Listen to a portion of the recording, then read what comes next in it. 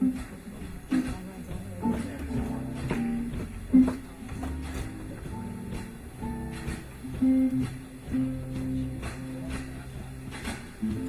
up all my cares and woe.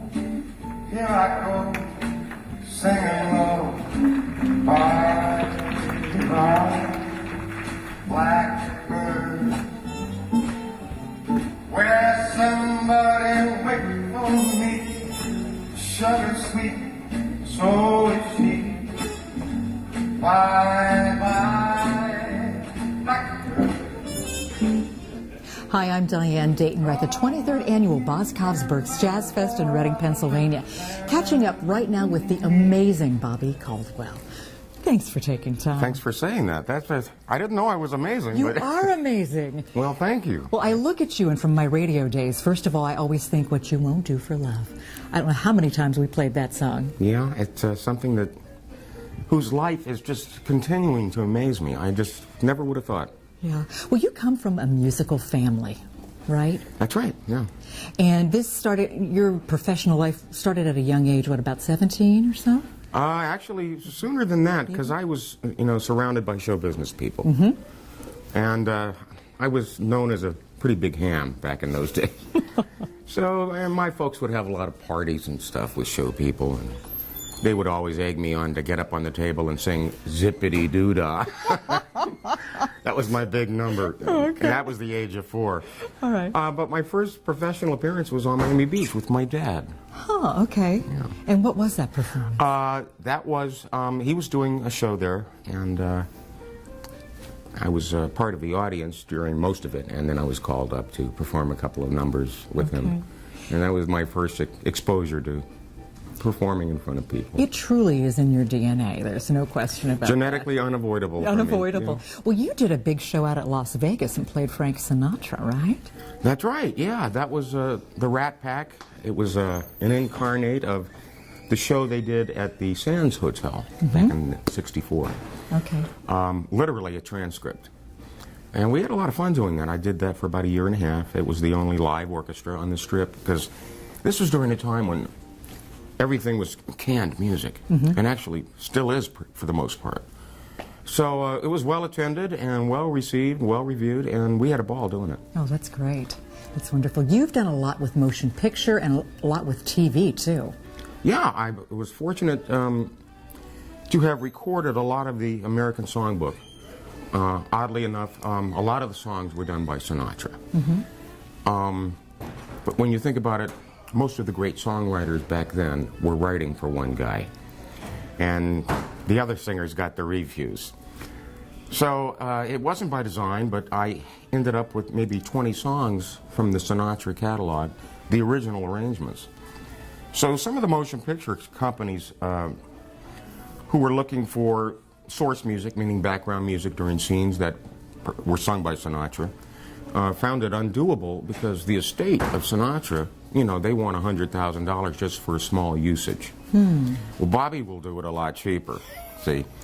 So, and I did, and one thing led to another, so I ended up with a lot of major films like Donnie Brasco, Hearts in Atlantis, the list is massive. But they were all major films, and it was a really great exposure and good for my career. Yeah.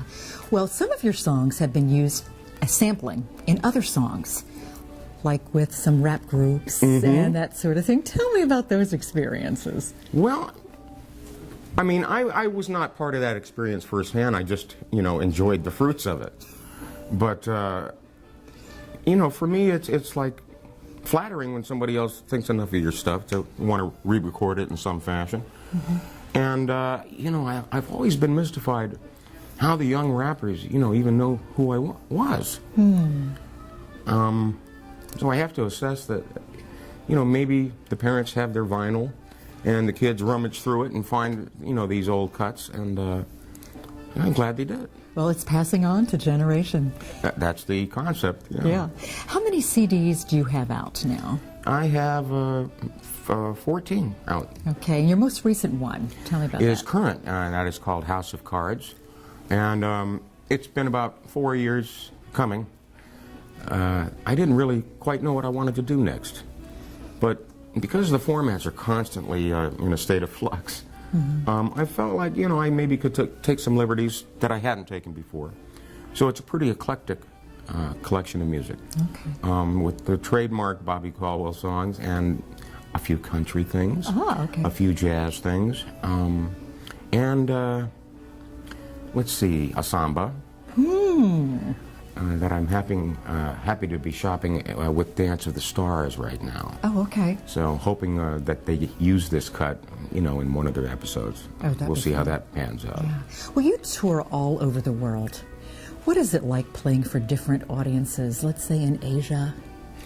Well, Asia has just been a flagship for me ever since What You Won't Do for Love came out.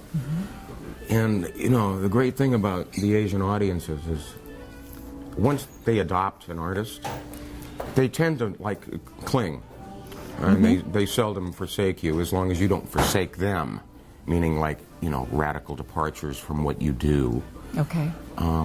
But it's been a, you know, great market for me. We go 1 to 2 times a year and have been since '79. One of the things I was reading on your site is what's important to you is making people happy.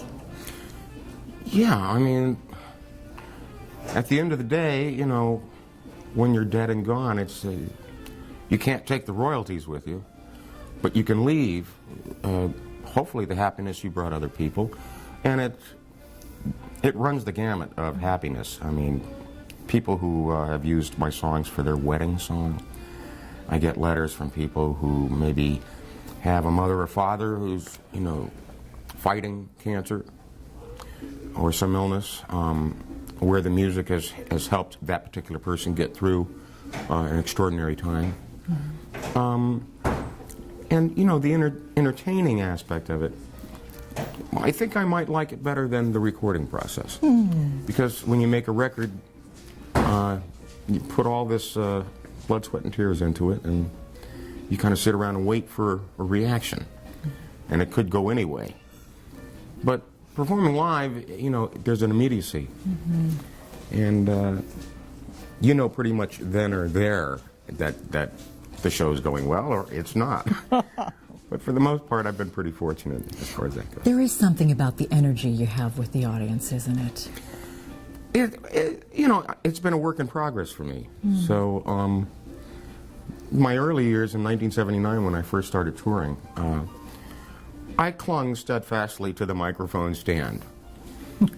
Then I rediscovered Sinatra by default, because when I was growing up, my family was pretty much like Sinatra headquarters. Okay.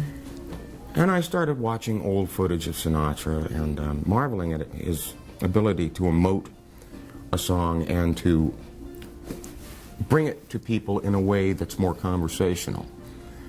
And the swagger and the panache and the body movements, I studied it all pretty heavily and tried to make it part of my own thing that I bring to the stage. And then there's making an audience feel comfortable, that you're approachable and accessible. Because then that has made a huge difference in my life as far as, you know, people coming in after the show, long lines of autographed people, people sharing with their friends. You got to come and see Bobby. You're going to love this guy. He's just a normal Joe, and it really has bolstered my career in the last 20 years. Yeah. It's important to have balance in your life, and I think you're doing pretty well with that. You've got a wonderful family. You've got this small horse farm. It gives you a chance to catch your breath. Ponies. Yeah. Yeah. Gee, balance. That could mean a number of things. Go for it. Okay. I don't know if balance would be the word, because I have my twin daughters. They're 20 years old now. Okay. I have my stepdaughter. She's 21. My wife, her mother, and a female dog named Stella. So I'm surrounded by women. I don't know if that's balanced or not, but I find myself more often than not just saying yes. A good policy, don't you think? Well, I'm sure you are loved Very much so. I know we love when you take to the stage. And thank you so much for taking time today and just sharing a little bit about who you are, what you've done, and what we can expect from you coming up. Well, thanks, Diane. Thanks for having me. so much, Bobby. Appreciate it. And we're coming to you from the 23rd Annual Boscov's Berks Jazz Fest in Reading, Pennsylvania. Singing low, bye, bye, blackbird. Where somebody wait for me, sugar sweet, so is she. Bye, bye, blackbird. No one here can love or understand me. Oh, what hard luck stories they all have. Make my bed and light the light. I'll be home late tonight. Blackbird, bye bye. Yep.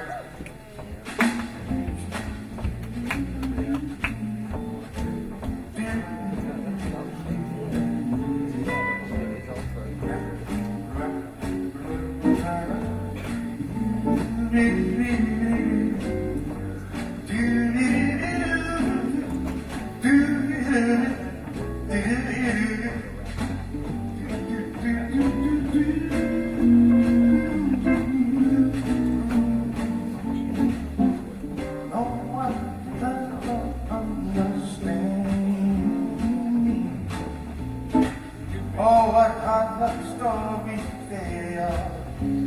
They can't end me.